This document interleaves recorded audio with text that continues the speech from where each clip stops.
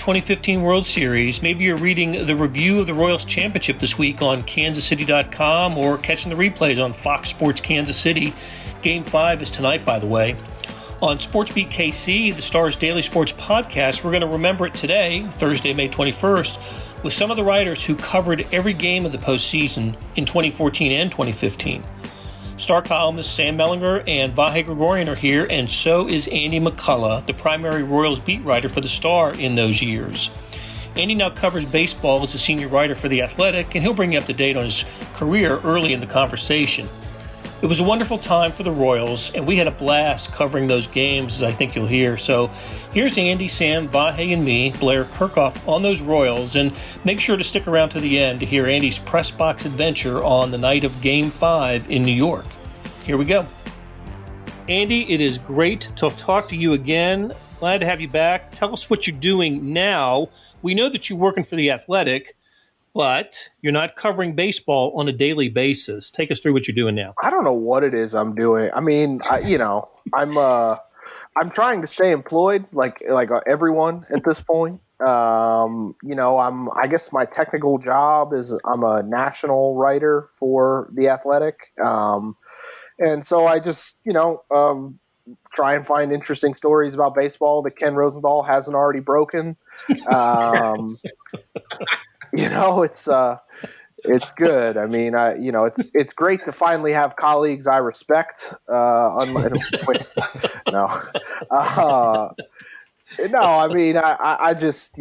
try. I've been just trying to write interesting stories about baseball. It's been a pretty fun job.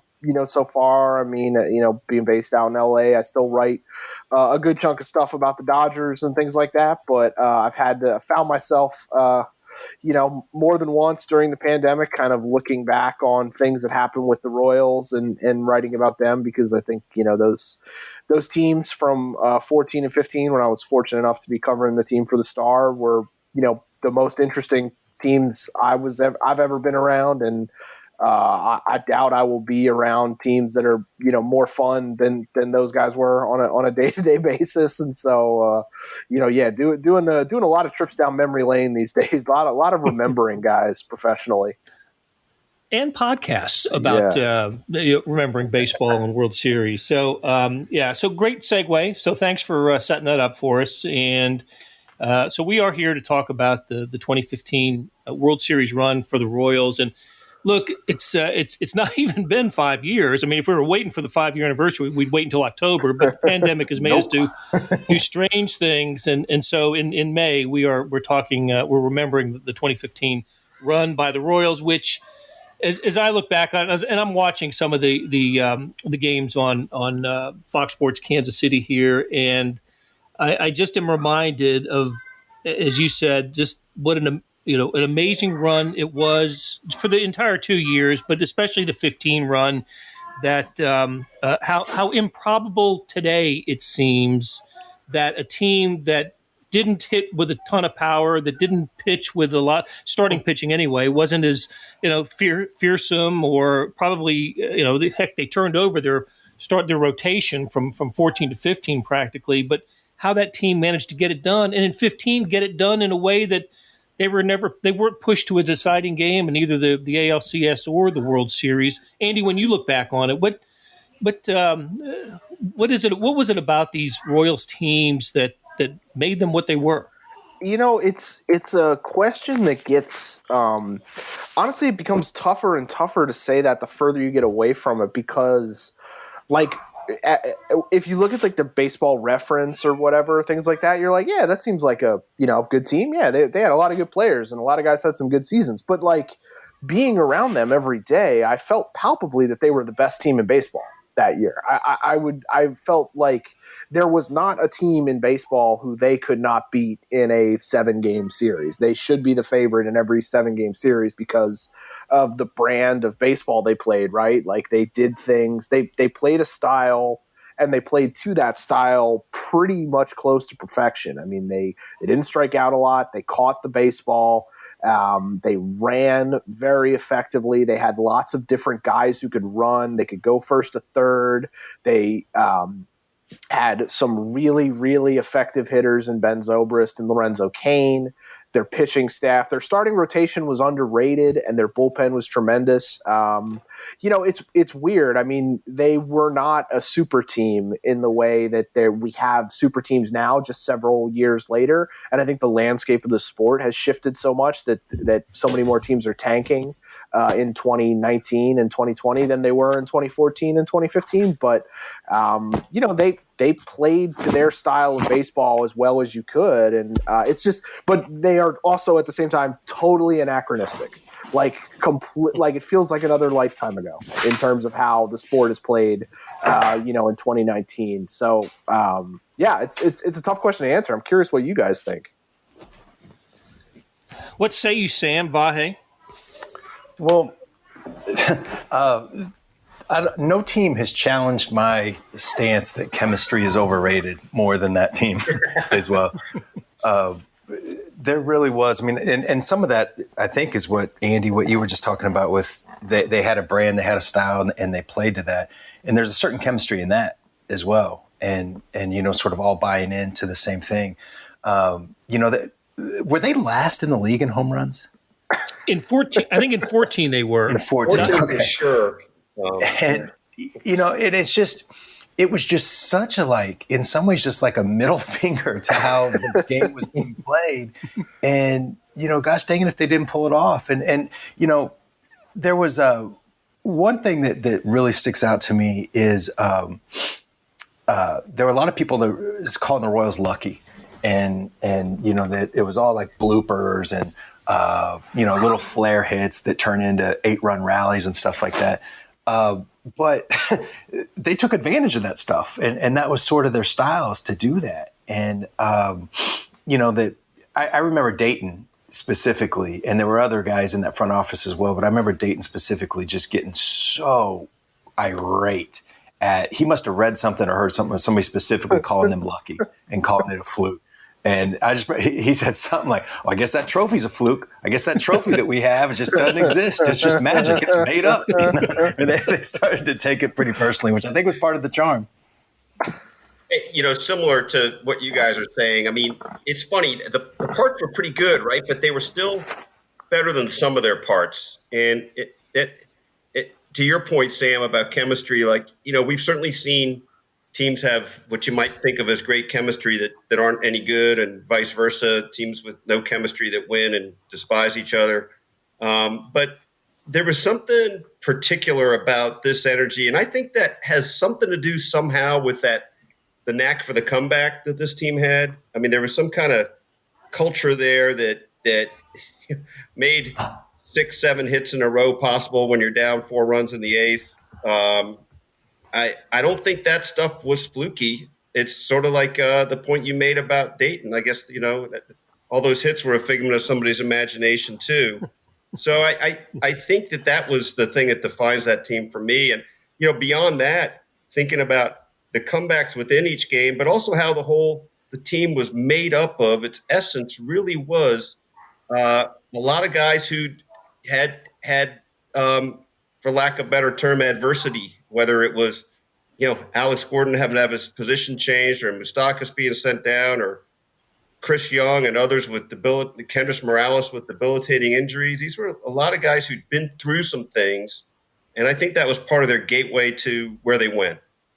Yeah, I mean, everyone on that, basically all of their star players, outside of maybe Yordano Ventura, had kind of been given up on at various points in their careers. Yeah. Maybe that's a little strong for Hosmer and Cain, but you're right. Moustakas, Edison Volquez comes to mind as a guy who, was more or less a retread a few years before. Jeremy Guthrie was a guy who had been, basically cast aside by the sport in some ways. Luke Hochevar was, someone who was considered essentially, is that how you pronounce his name, by the way? Is it Hochevar? No. Where have I been? I really like your pronunciation. Go back to it. That was great. I actually reverted to covering the Mets in 2010, being like, man, what are the Royals doing with Luke Hochevar? It sounds like I wasn't around the guy for 2 years. Anyway, that was the French pronunciation that you were using. Yeah, that's his alter ego who became a starter. Anyway, We just go with Hoach. Hoach, yeah. There's I can't believe I did that. There's a lot of guys though. You're right, who like had stuff taken away from them, and I do think the combination of the chemistry and also their style was meant to exploit mistakes. The entire point of the Royals was that baseball was difficult and that if you make a mistake, they're going to make you pay for it. And they continuously did that. I mean, they played teams. They got a good draw in the Mets because the Mets couldn't really catch the baseball. And they found a way to, whenever someone on the Mets sort of botched a fielding play, all of a sudden 3 runs were home and they had won the game. And I think that is, on the one hand, yeah, it's good luck, but it's also, building a team that understands what its strengths are and knowing how to take advantage of them. I think the Mets also had the power arms in the rotation, and the Royals weren't a strikeout team. They weren't a swing and miss. Yeah. They weren't a swing and miss team. So, Harvard get 2 strikes on Morales or Kane or whoever, and the Royals would end up putting the ball in play and putting some pressure on the defense. I think that was a pretty underrated aspect of Royals baseball in those years, was just the aggressiveness with which they not only they ran the bases, but also in the batter's box, and that served them pretty well. Yeah, and this can't be. We've already mentioned it, but I don't think it can be emphasized enough about that bullpen, because I remember going up through 2014, like before the playoffs started, and just kind of everybody did this, right? You think about like how the team's built, and you just think, my God, with those guys at the back end. This should be a better postseason team than they are in the regular season, just because those guys will be able to pitch every night, and if you're tied, you're winning. In the 7th inning or later with those guys, and they were even better, I think, than anybody could have imagined. Yeah, I remember after the wild card game in 2014, just kind of sitting in the press box. We're all just sort of like exhausted or whatever, and I was kind of just thinking, like, wait a minute. They're not going to lose. Yeah. They're going to beat the Angels.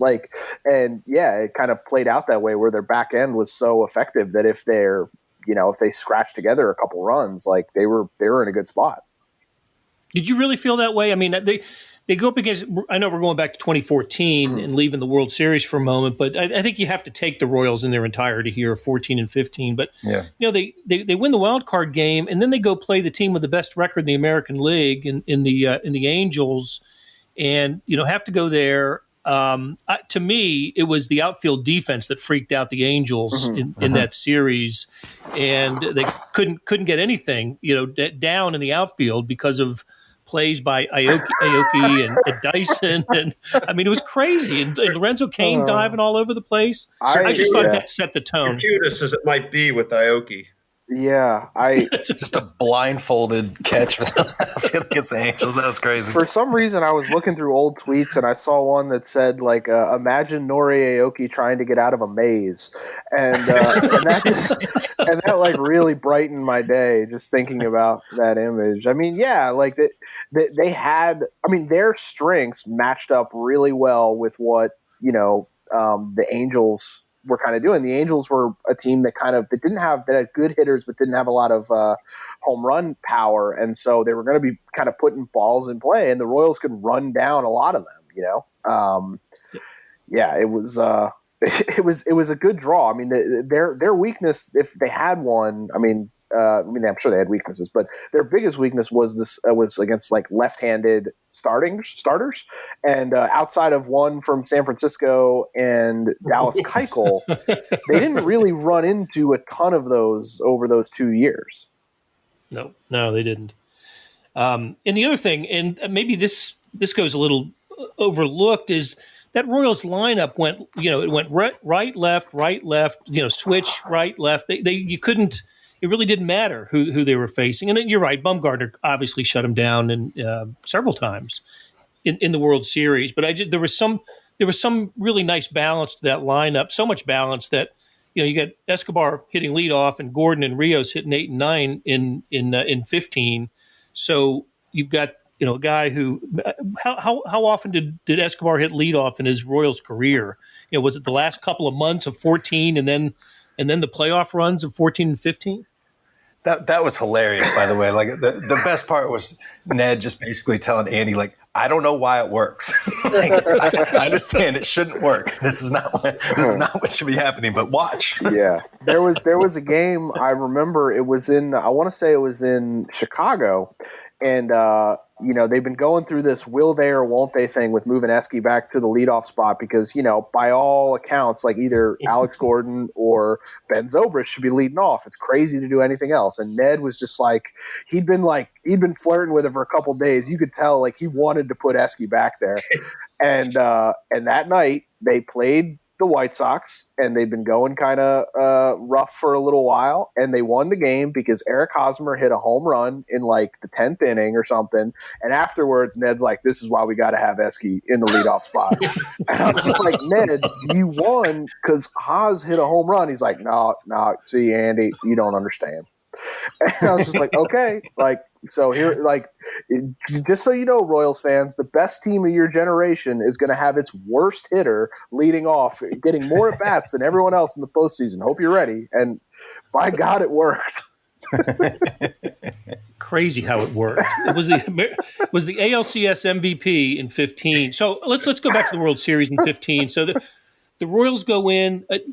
So did you get a sense that this was the Royals World Series to lose? Or I was looking at some of the national commentary, and it was kind of a toss-up. I think if you were in the East, you thought the Mets would win. Anywhere else, the Royals would win. But I just the way the Mets had won the NLCS, they'd swept the Cubs, never trailed in the four games. I thought the Royals might be in trouble going up against the Mets, but apparently I didn't watch enough Mets baseball that year to fully understand and appreciate just kind of how vulnerable the Mets could be, and the Royals took advantage of it pretty early. Yeah, I mean, I thought they were going to win in 5 or 6 because of the strength of the Mets was right-handed arms, and that was just something the Royals did not struggle with. That they could pretty easily solve right-handed pitchers, and that's more or less what they did. And then there was also the defense factor for the Mets, which proved huge in later in the series. Bless his heart. Yeah. future Royal. Yeah, that's right. Hey, it's Blair. We have a special subscription offer for SportsBeat KC listeners: unlimited digital access to the Kansas City Star's award-winning sports coverage.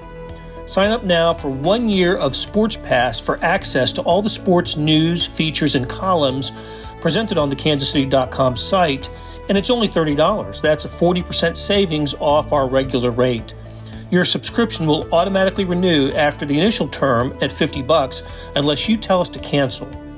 Your subscription helps support the sports coverage of kansascity.com and the Kansas City Star, and that support has never been more important.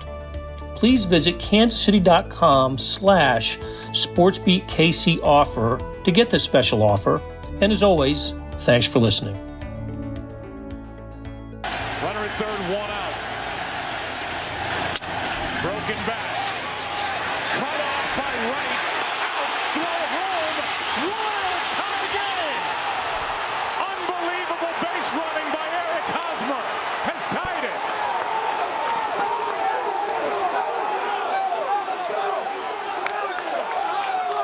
They keep finding ways. What about the game one in the World Series goes 14 innings. Alex Gordon hits the home run in the 9th inning off of Familia, and I suppose if there was a defining moment of the series, it was the 9th inning home run that tied the game. I don't know if I'd felt any differently if the Mets had gone on to win that game, but it was certainly a critical moment. And we're in fact, next week we're unveiling the top 25 moments in Kansas City sports history, and the Gordon home run will find a prominent position in that on that list. And Sam, I know you're working on a feature that has the top 50 influential. How will we describe it? What it is? The top 50 most influential people in Kansas City sports history. And sports history. Yeah, do not try to do this at home. This has been like oh no, God dang it! Oh no, I'm ready for this thing to just post and never think about it again. Good grief! But I was going to say that the 14-15 Royals are pretty well represented on this list, are they not? They are. I mean, I feel like that group. I mean, they changed Kansas City's relationship with baseball. And look, I know we're doing this show ostensibly about the 2015 World Series, but just it's important to remember just how terrible and irrelevant and often incompetent the Royals were before this period of time. And it became like sort of the background noise in Kansas City about, they got a Major League Baseball team, they got uniforms and everything, right? Like they'll play and whatever, but just don't get your hopes up, and every once in a while they'll have a fluky team that goes 83 and 79 in 2003 and people still remember, just a mediocre group like that. And this group, and I think they had to be like this, but they were just brash. You know what I mean? They felt like they could do anything. They got under opponents' skin, especially in 2015. Benches cleared like every other Tuesday, it seemed like. And but I feel like they had to be like that because if, look, maybe this is just like projecting, but, being in Kansas City and around that team in some of the worst years, it felt like it was just people expected to lose. They just knew they didn't have much of a chance. And they needed a group, I believe, that sort of looked at that as an opportunity. And that was Hosmer and Moustakas at the top that just, sort of, oh, okay, you guys haven't won here. Well, this is going to be great when we do it. And when they busted through, it was all sort of emotions and, bat flips and chest pounding and all that stuff. And I think the whole thing needed that sort of attitude. Just a couple of weeks ago, Vahe and I had a chance to spend, about an hour on the phone with Ned Yost at his Georgia farm. And it was a delightful conversation. Andy, how many times have you talked to Ned? Have you caught up with him here in the last few months? I spoke to him in early April. Yeah. Wasn't there some Tiger King stuff, Andy? He hadn't watched it though, so I would, he didn't seem like his life was all that different in the pandemic. He was on the farm. That's true. But how did Ned come out of these 2 years? I mean, what I remember about the Ned narrative was they somehow beat the Angels, and all of a sudden you got the Dunce going against the genius in the ALCS with the the Orioles. The Wall Street Journal called him a dunce in a headline. That was great. Oh man. He's only the winningest manager in postseason baseball history. I think Ned did some things that were inefficient managerially. I think would be the way to describe it. At the same time, he also, I think he trusted the players. He didn't put his players in positions to fail all that often. I will say that. You do see guys set their players up for failure and ask too much of them and ask them to do things that maybe they shouldn't be. And he didn't do that all too often. There were he had more. What would it be? Less sort of reactionary issues tactically. It was more like, why is your lineup like this? Type of stuff. But there was very rarely. There were not too many games, and maybe I'm like misremembering it, but especially in 2015, there were very few games where I was like, what in the world is Ned doing? And that's something that if you watch the postseason almost every year now, right, you see managers do stuff where you're like, what in the, why is he doing that? And with Ned, it was more, they were kind of a push button club in some ways, bullpen wise. And so he trusted those guys. They did a really good job of, I think he and Dave Island, the one thing that they deserve a lot of credit for was how they basically kept the bullpen from breaking down in 2015. They kept Wade Davis, who was kind of nursing an elbow thing all year. They kept him healthy and ready to go in multiple innings in the postseason. And so I think that's something that they really excelled at and were ahead of the curve on, and how bullpens will be used in the postseason. But yeah, I mean, Ned goes from a guy who, when I got to Kansas City in January of 2014, like people just wanted to know when they were going to fire him. I was like, when is this guy getting fired? Like, we need a new manager in here. And I was like, well, he has some issues with lineup construction, but he's funny, and like I enjoy like fighting with him every day. So I don't know. And then they might put a statue out front of Kauffman Stadium of him. These like in 10, 15 years. So it's a remarkable turnaround for sure. And Vahe, I just remember the conversation we had where you did live with some of Ned's, not mistakes, but he lived with the mistakes of his young players early in their careers, and something that served him well later on. Yeah, I think, Blair, that and you and Sam probably can attest to that. More with more detail in some ways, having been here when a lot of that was going on. But I do think that over time, the idea of going ahead and playing Escobar through things and things like that. I mean, look, the guy was the AL Championship Series MVP for crying out loud, and so what if he couldn't get a bat on the ball in his first 2 years? I mean, surely there was some relationship between priming the pump and getting to that moment, and I think that Ned's stubbornness was probably a big part of his success. Right? Sometimes it probably blinded him. And Andy, I seem to remember, I think. Along the lines of the point you just made, I think more often in 14 and 15, you would feel surprised at his inability to be more flexible, actually. Like why isn't he going to go ahead and let Wade pitch 2 innings or things like that? Yeah. But at a certain point, he just became a real creature of habit. And I think of perhaps I don't know, of symbolism, right, with the silly Escobar leadoff stuff.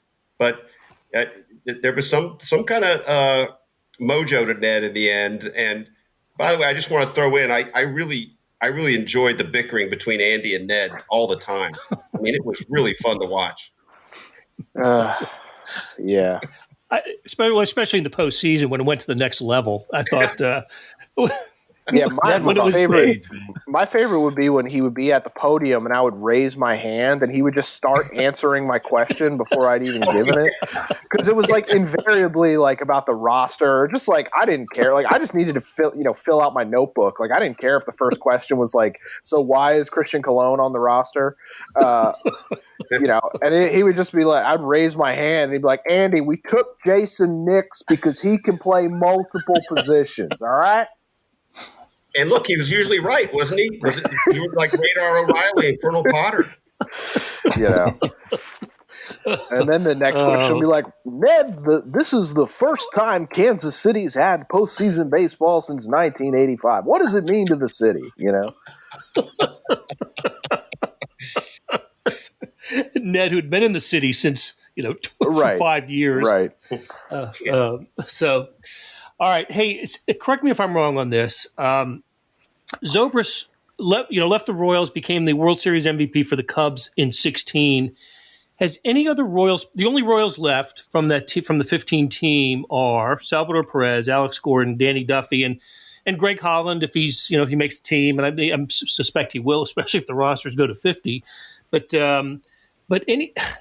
anybody else who still in baseball? Did anybody else go to a World Series or have, I don't know, a better season for themselves after leaving the Royals? I think of Kane and Moose and Hosmer and Wade Davis and some of the guys that we, who were huge for the Royals in 14 and 15, especially 15. But did anybody go on to have a better season than what they did for the Royals in 15?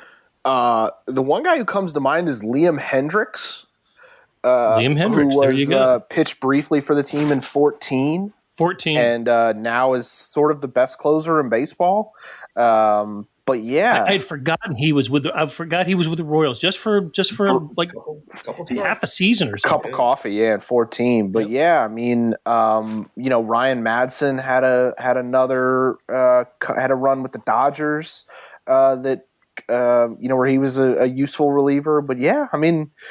Not a ton of guys come to mind. Billy Butler's career with the A's didn't go great. Yeah. No. We talk about a chemistry, and they I don't know. It's cliche to say they made each other better, but it just worked well. It worked well, and it was it was just an incredible run. I don't know if the Royals 2015 World Championship team will be looked at as one of the great teams of baseball. I doubt it. But it was different. It was fun. Yeah. And it was a little unusual. And they were damn good for 3 weeks in October of 2015. Andy, we can't let you go without reliving that moment in the press box. little behind the scenes, Game 5. Becoming apparent that the Royals are going to win the game. I think I've got the timing of this right. No, it was in the 10th inning when the game went to the 10th inning. Yep. Okay, so we don't know. So it's still right. No, so it's still 2-2. It's way more problematic. Take us through that. I would take a little trip down memory lane. I would prefer to hear Sam and Vahe's version of this. Vahe's because it'll be the truth, and Sam's because it'll make me look the worst. All right, well, let me start. I just remember him just dog cussing his computer. Just MF bomb followed by F bomb followed by MF bomb. And I remember him saying, like, not just MF in the computer, but MF in himself, all this stuff. And I just really, really losing it. And I remember, wait a second, let me interrupt. Why would that be? Oh, we didn't get to that. Yeah. Well, his computer fried. I looked up, and every word in my game story, and I'd written, my game stories were like Tolstoyan, or in their length. My every game story of mine was longer than a speech in an Ayn Rand novel. But I looked up, and every word in my gamer had become an asterisk. Every single word had become an asterisk. And I couldn't, and I just started to have it was like the 10th inning, and I just started to have a meltdown. Yeah. I remember I felt a little bit like a counselor or something. I remember I'm not a touchy person, but I put my hand on your shoulder, and I'm just like, come on, buddy. Just, and you're like, it's all, and I was like, wow, okay, look, the 6th inning, that's a section. Do that right now. You can do that. Just calm down. The 8th inning, that's a section. And the best part though was in the middle of all this ranting, because I don't know if the Royals somebody just struck out or whatever, but there's this other writer in the press box just shouts over. And he goes, "Calm down, it's just a game, pal."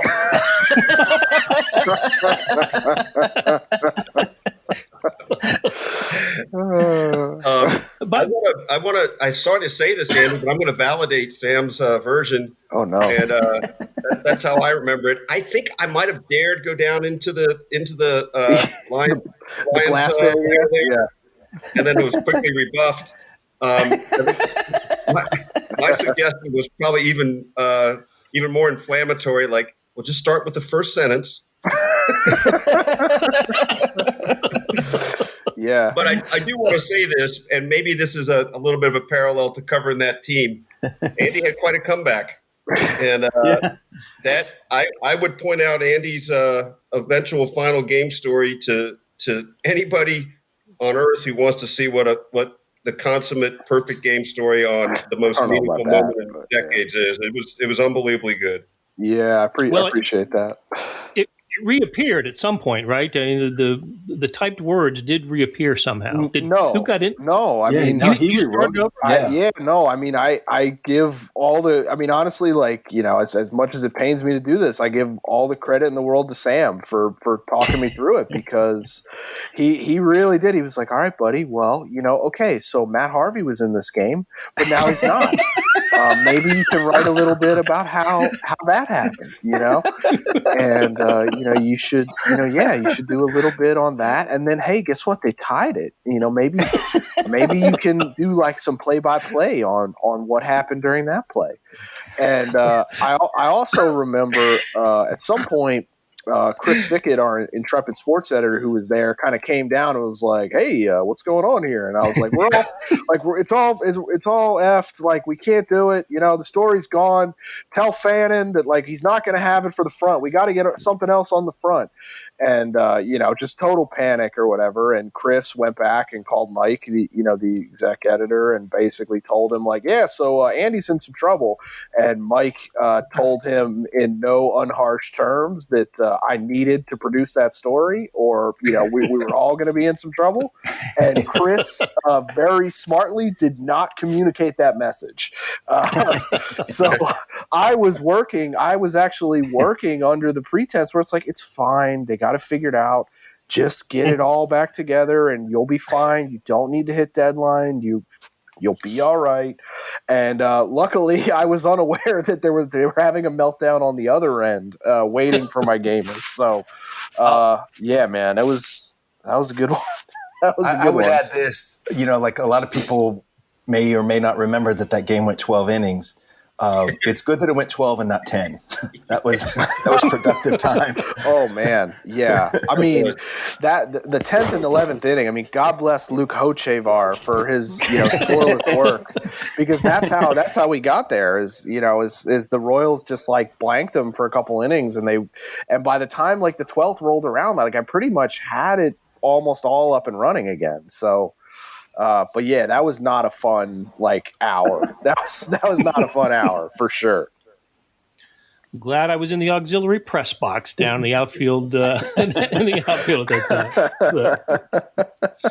All right. Well, hey Andy, it's been great catching up with you. I appreciate you spending some time with us. It's always fun to hear from Vahe and Sam. And Sam, we had to bleep you out a little earlier, so yeah, thanks for doing that, buddy. So let me just say you can talk that trash on Mellinger Minutes for your ears, but on SportsBeat KC, pal, you better come clean. I did a good job with the F and the MF the first round, and then I just lost it there for a second. Then it got real. Yeah. Mellinger Minutes for the ears. Yeah. All right, guys. Hey, thanks a lot. Great talking to you. Hey, thanks for having me, guys. This was fun. See you, dudes. Yeah. That'll do it for today. Thanks to our production staff of Derek Donovan, Savannah Smith, Randy Mason, Beth Welsh, Jeff Rosen, and Chris Fickett. A tip of the cap to Sam Mellinger, Vahe Gregorian, and our old friend Andy McCullough, who's doing terrific work for The Athletic. We'll link to his latest story in the show notes and also our coverage of the Royals World Series review. Hey, earlier in the episode, you heard me talk about the Sports Pass offer. It still stands. It's still a good one. $30 for a year's worth of sports coverage, and that includes the Sports Extra on the e-edition. Here's an even better offer. Buy the entire Kansas City Star product. Sports, news, features, commentary, and analysis, the whole thing.